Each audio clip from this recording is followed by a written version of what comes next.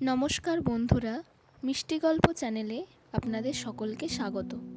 এই ভিডিওতে আমরা 6টি হাফ সার্কেল বা অর্ধবৃত্ত বা উল্টানো ইউ আকৃতি থেকে বিভিন্ন জিনিস অঙ্কন করার পদ্ধতি শিখব।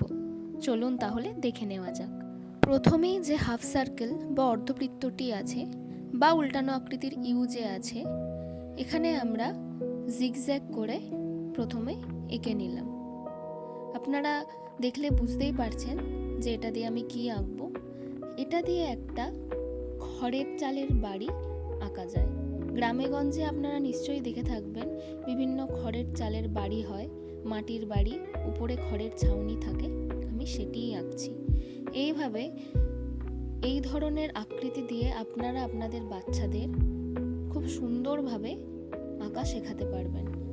পারলে আপনারা এই ভিডিওটি আপনাদের নিজেদের টাইমলাইনে শেয়ার করে রাখতে পারেন, যাতে আপনাদের সুবিধা হবে আপনাদের বাচ্চাদের এরকম বিভিন্ন আকৃতি দিয়ে আঁকার পদ্ধতি শেখাতে।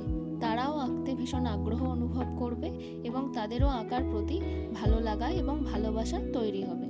দেখুন কত সহজভাবে একটি মাটির বাড়ি আঁকা হয়ে গেল। এরপরে আমি আঁকবো একটি আমব্রেলা বা ছাতা। দেখুন এইভাবে এই একটা ভাঁজ, এরপরে দ্বিতীয় ভাঁজ, সুন্দর করে এভাবে ভাঁজ দিয়ে দিই, তৃতীয় ভাঁজ এবং চতুর্থ ভাঁজ। দেখুন এভাবে 4টে ভাঁজ দিয়ে নিলাম, একটা ছাতার আকৃতি এলো। এরপরে আমরা একটি দাঁড়ি সোজাভাবে উপর দিকে তুলে দেব মধ্যিখান থেকে, এরপরে পাশ থেকে একটি দাঁড়ি এবং তার পাশে রাইট সাইডে আর একটা দাঁড়ি এভাবে ঘুরিয়ে আঁকবো। তাহলেই হয়ে গেল একটা সুন্দর ছাতার উপরের আকৃতিটি। সুন্দরভাবে দেখতে পাচ্ছেন। এইভাবে আপনার সন্তানদেরও আপনারা বিভিন্ন আকৃতি এঁকে দিয়ে বলবেন আঁকতে।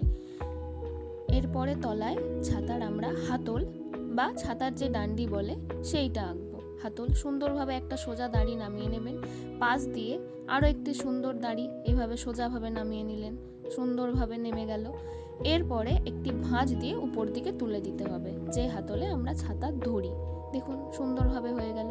আমি কিন্তু আগে থেকে ভেবে রাখিনি কি আঁকবো, এইভাবে হঠাৎ যা মনে আসছে তাই আঁকছি। এরপরে এই অর্ধবৃত্ত বা উল্টানো ইউ আকৃতিটি দিয়ে আমি কি আঁকছি দেখুন। আমি আগে থেকে বলে দেব না, আপনারা দেখলেই বুঝতে পারবেন যে এটা কি আঁকছি। প্রথমে নিচে দাগ দিয়ে মিলিয়ে নিলাম দুটো অর্ধবৃত্তের বিন্দু। এরপরে ওপরে দেখুন আরও একটি দাগ দিয়ে নিলাম। এরপরে মাথার উপরে একটি উল্টানো ত্রিভুজ আঁকছি। দেখুন সুন্দরভাবে একটি উল্টানো ত্রিভুজ আঁকছি। আপনারা দেখলেই বুঝতে পারছেন, দেখুন একটা কোনো কিছু ঢাকনা আঁকা হচ্ছে। এরপরে উপরের হাতলটি আঁকার চেষ্টা করব। দেখুন সুন্দরভাবে একটি গোল করে সমান দুটো দাগে মিলিয়ে নিলাম এবং এরপরে আরেকটি ডবল দাগ অঙ্কন করে নিলাম। দেখুন সুন্দরভাবে এভাবে ডবল করে আরেকটি দাগ এঁকে নিলাম।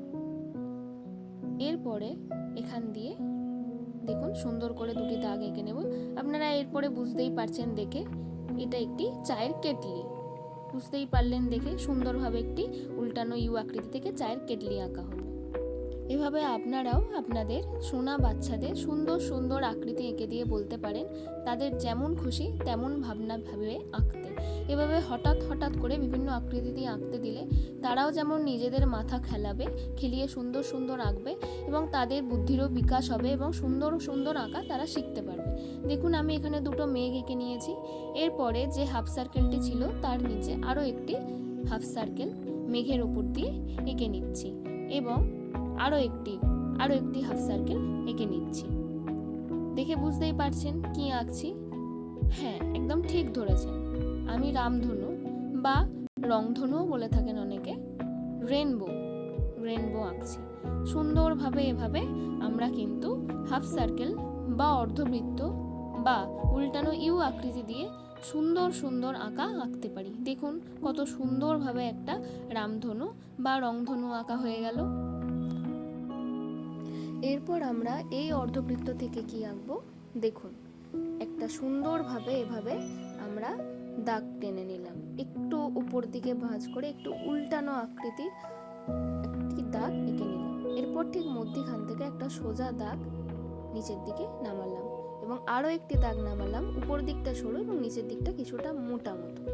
এরপরে নিচে সুন্দরভাবে ঘাস এঁকে নিলাম। দেখুন এরপরে একটুখানি ফাঁকা রেখে দাগটি এই দাগে এসে মিলিয়ে দিলাম। দেখুন সুন্দরভাবে মিলে গেল।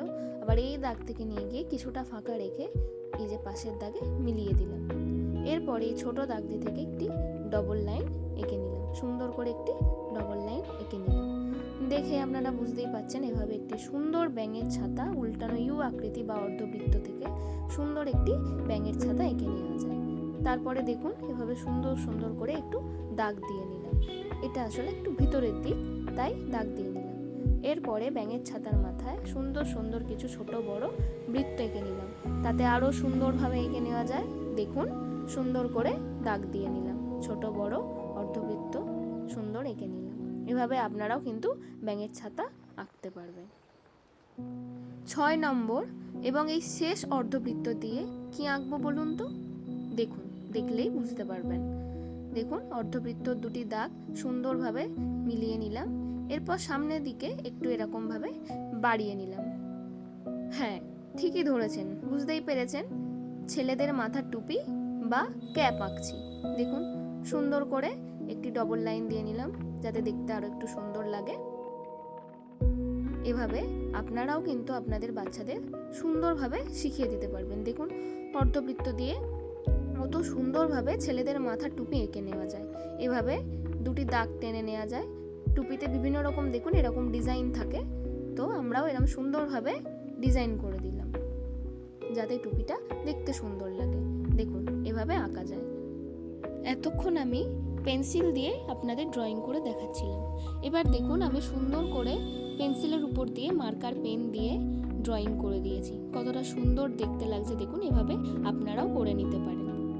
এবার দেখুন আমি প্রত্যেকটি আঁকায় সুন্দর করে রং করে করে দেখিয়ে দিয়েছি, যাতে আপনাদের সোনামণিদের রং করতেও সুবিধা হয় এবং তারা দেখে দেখে রঙও করতে পারে।